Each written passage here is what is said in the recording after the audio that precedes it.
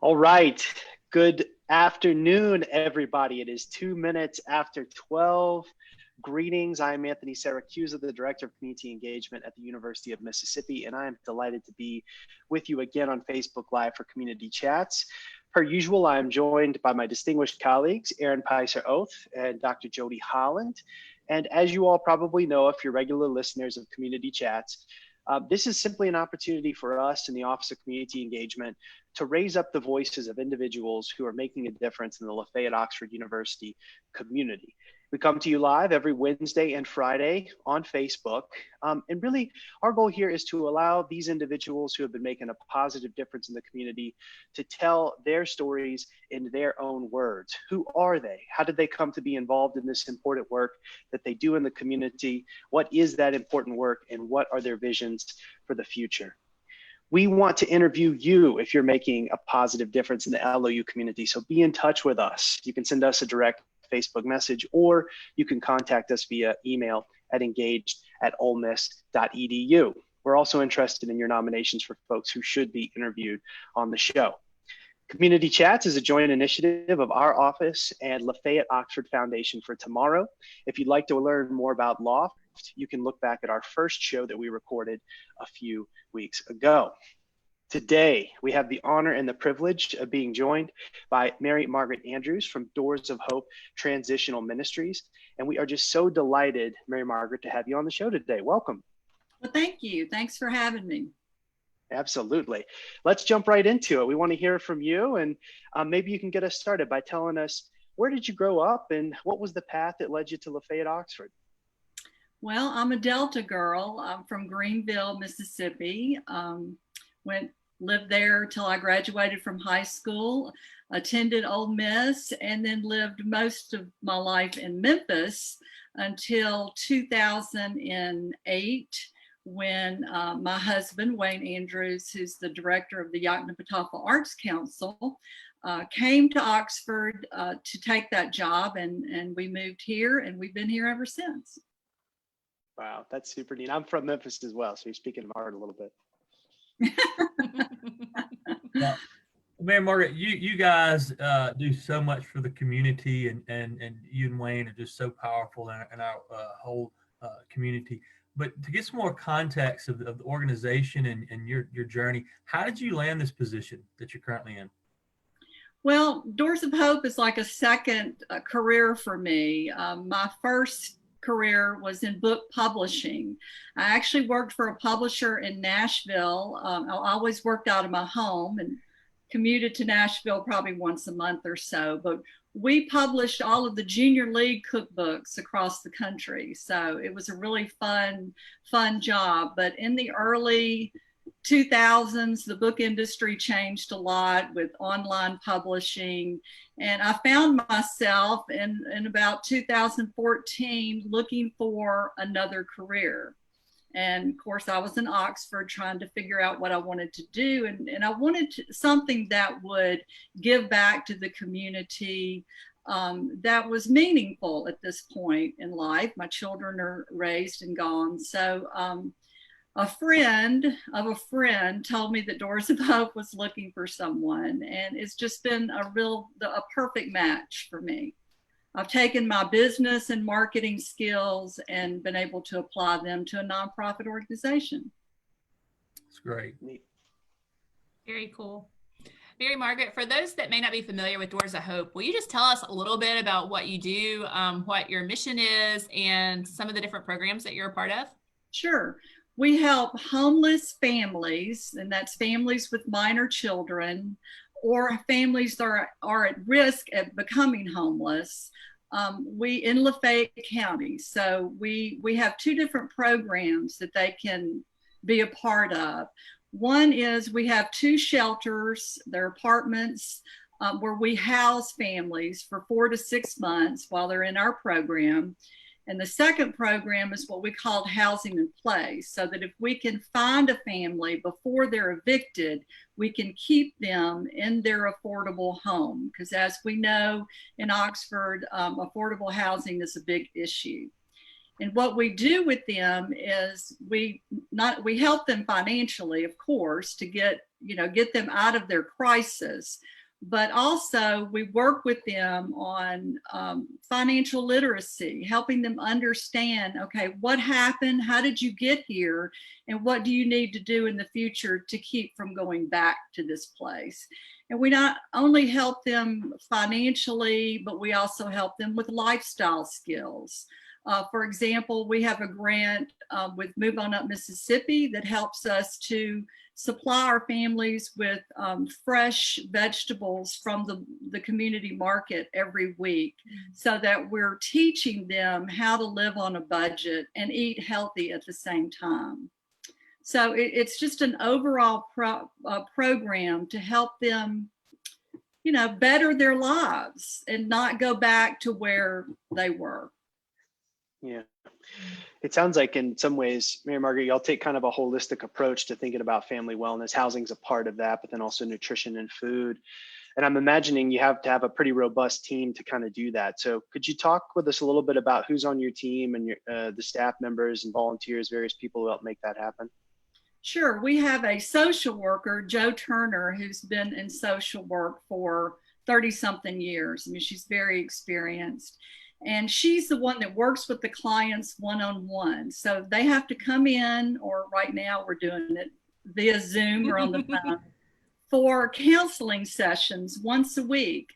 And they have to have a spending plan, and she holds them accountable for every single dime that they spend, teaching them how to balance a checkbook. In some cases, they don't even have a checking account. So we're starting with basics, and we are teaching them, skills that most of us learned, in high school and college, but they never had the chance to learn. So, and she not only looks at just, the budgeting part, but she's also experienced enough where she can look at them as a whole. And if they need mental health services through Communicare, or they need to be on Social Security, or whatever the issues are, she can look at all of those issues, and then we can get them in touch with the other agencies that can help as well. We also have Susan Van Fleet, which is our third Vista. This is our third year to have an AmeriCorps Vista. And I can't tell you how wonderful that is, to be able to have, a college graduate that can just jump in and help us. So Susan has been very valuable to us. Fantastic. Thank you. So it's the three of us that make it happen. Wow, that's really neat. Small team, but a mighty impact. Yeah. And it is that you make an impact in the community. You spoke briefly about your two programs, Mary Margaret. Are there other programs or more specifics on those programs? And if not, if you clarified that, I want to ask, how do you connect to new clients? How does a community get people into your services? I want to know those two questions. Well, mostly it's through referrals from other agencies. Most of the agencies in town, we meet once a month. We were meeting in person, now we're meeting to stay in touch with each other, to know what's going on. And, I can let them know that we have 2 shelters available right now. So it's really a network of agencies in town that, ICM is a part of that, Interfaith Compassion Ministries, Project Thrive, Communicare, the Housing Authority, Salvation Army. There's several of us that talk routinely, and that's where most of our referrals come from. As far as another part of our program, which I think is priceless, is we have we call Step 2 meetings. So once a month, all of our clients come together for a meal and an educational program. And we also invite our graduates to come. So we typically have about anywhere from 8 to 12 families that come together once a month. And the graduates can help the new people in the program that, are trying to figure it all out. And it's hard at first, it's a time commitment. So they really bring people along and help them understand what an impact it's had in their life. So we really value that once a month dinner, and we're missing it terribly right now. Another thing that we did that I'm extremely proud of is when COVID happened, we immediately shifted gears and said, okay, we're going to do a special COVID-19 assistance program. And we've been able to assist 52 families in Lafayette County with paying rent and or utilities. So just in a 6-week period of time. And that has been very rewarding. And from that, we've gotten a lot of referrals for people that want to come into our program. That's awesome. Great. Fantastic. Wow. Yeah. Thank you so much for sharing that. What are some of the greatest challenges that you've experienced as a nonprofit, a small nonprofit, while serving the LOU community, either in this current season or just in everyday quote normal time? Yeah, I think the biggest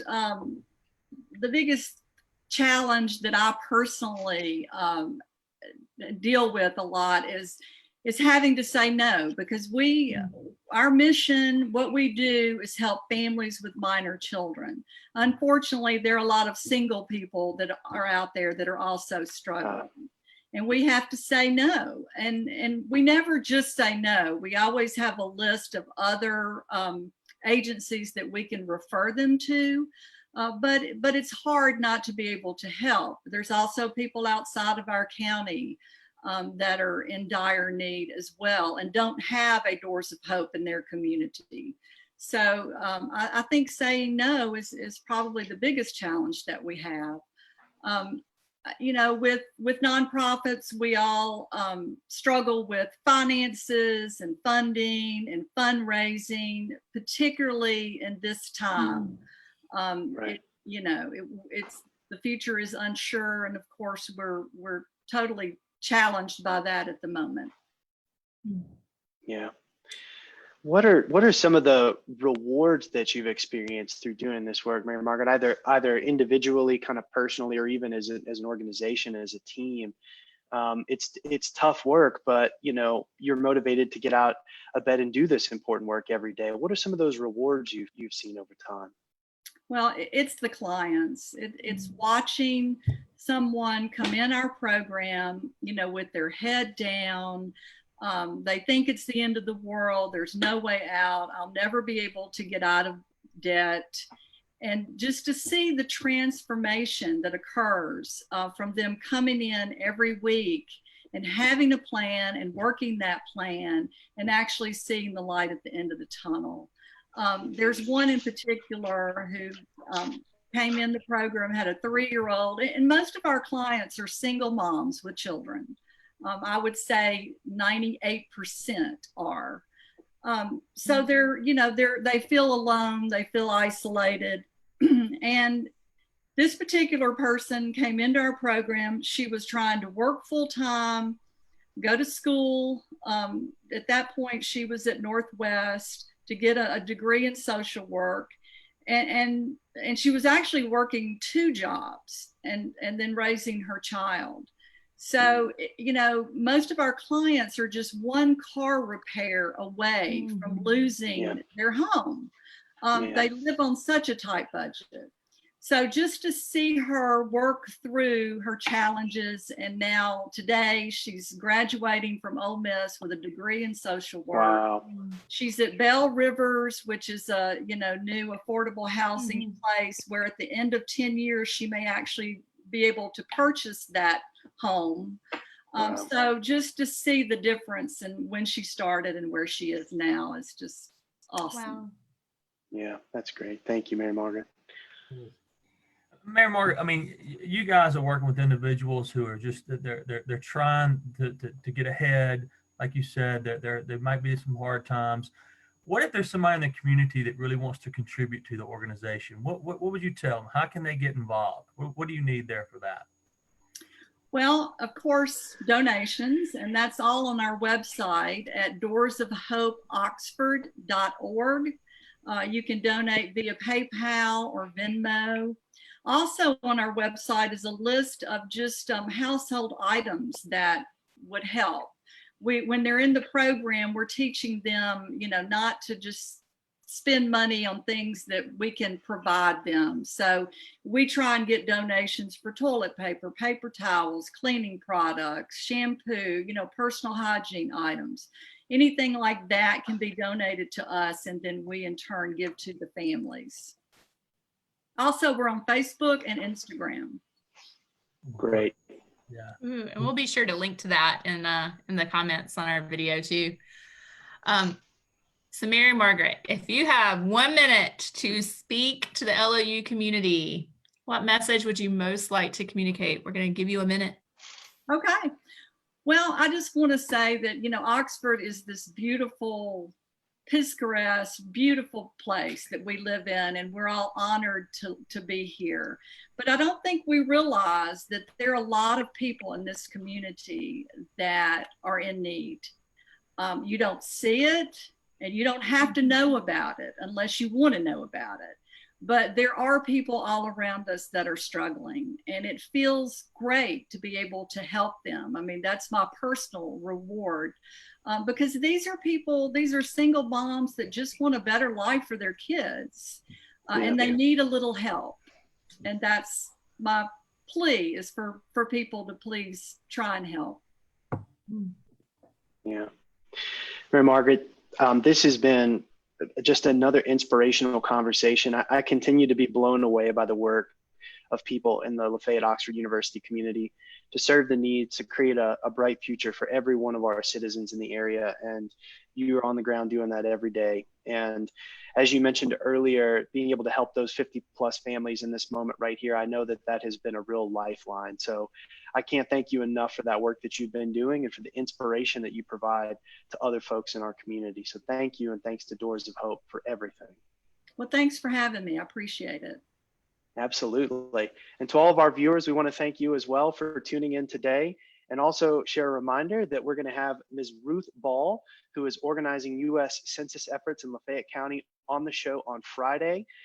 We have still got a fair amount of work to do. Maybe fair is a bit of an understatement in terms of getting folks signed up for the U.S. Census in Lafayette County, and in particular in the city of Oxford. So please be sure to tune in on Friday. And if you can't tune in, watch the show a little later and share it with your friends. We are really putting all hands on deck right now to try to get folks to make sure you register for the U.S. Census. It is absolutely critical. And there's no better leader in our community than Ruth Ball to talk about those efforts. So be sure to tune in on Friday. And in the meantime, please like, comment, and share this live video with your friends. Everybody needs to know about the work that is going on at Doors of Hope Transitional Ministries. In the meantime, stay engaged, stay safe, and we will see you next time on Community Chats.